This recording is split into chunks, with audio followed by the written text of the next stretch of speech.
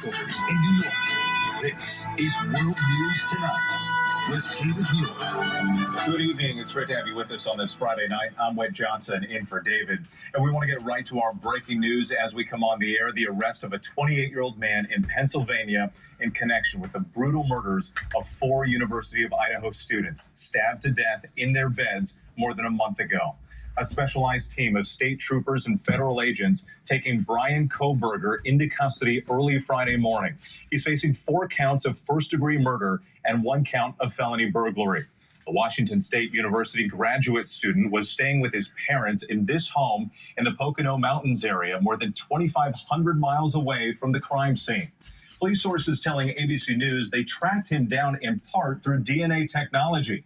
The violent deaths of those 4 college students rocking the tight-knit community of Moscow, Idaho. All were reportedly sleeping during the attack. Wow. Police receiving 19,000 tips and interviewing hundreds. Authorities also searching the suspect's apartment in Pullman, Washington. Bungo. Now, y'all know why I'm here. Simply because you got people like divestors, the Cynthia G's, and the divested zealots. See, they nothing but hypocrites. See, they won't tell you about the truth of what goes on in the mind of Brads. Now, if this was a black man, they would be all over this shit. But them hypocrites go silent when Brads act out in his animalistic, barbaric nature. Let's go. Wade's extradition back to Idaho. And tonight, reaction from the victims' families. ABC's Kana Whitworth leading us off from Moscow, Idaho. Nearly 7 weeks after the stabbing deaths of 4 college students in Idaho, a break in the case that has gripped this nation. Police arresting a suspect, PhD student Brian Kohberger. In conjunction with the Pennsylvania State Police, the Federal Bureau of Investigation, detectives arrested 28-year-old Brian Christopher Kohberger. 28-year-old Brian Christopher Kohberger, a PhD student.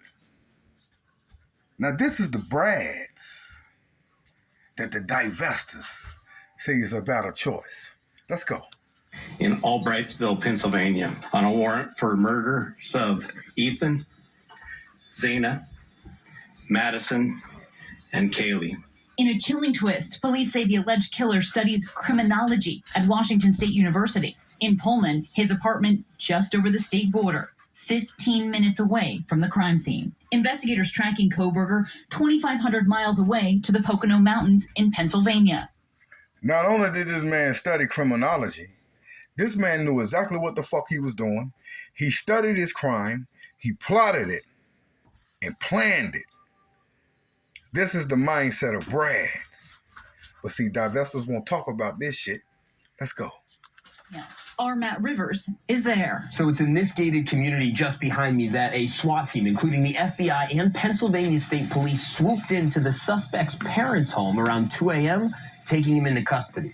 Sources telling ABC News the home was under surveillance for days. Our Philadelphia station, WPVI, talking to a neighbor who saw the arrest but didn't want to be identified. They had it in handcuffs, and they did so when the team took him out and put him in the car. That was very scary.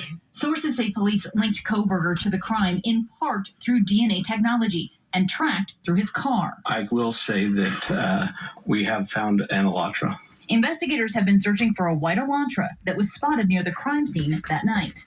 Kohberger graduated with a master's in criminal justice from DeSales University in Allentown, Pennsylvania. Back in May, someone using the same name posted on Reddit looking to recruit volunteers for a research project aimed at understanding how emotions and psychological traits influence decision-making when committing a crime.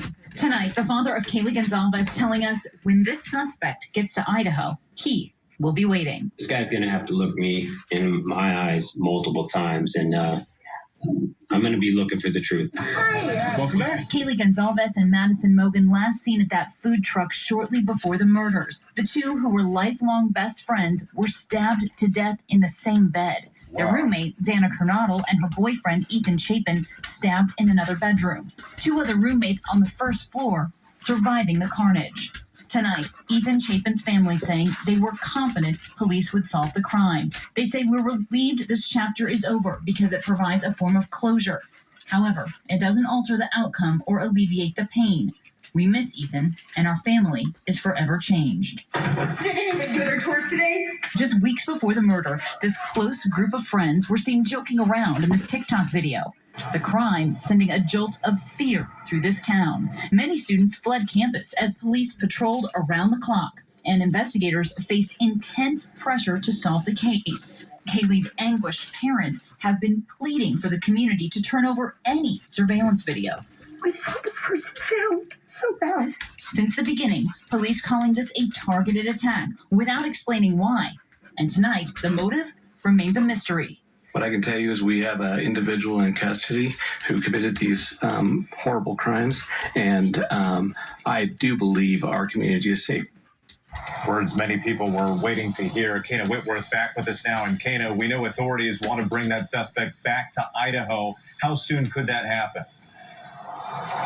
Yeah, it could take quite some time. Now, he does have an extradition hearing on Tuesday. Authorities investigating this case still have not found a murder weapon, but they do have a white Elantra in custody. They have also executed search warrants at both his home and office in Pullman. And while they're still putting the puzzle pieces together here, Whit, today's news has allowed this entire community to breathe a collective sigh of relief, Whit.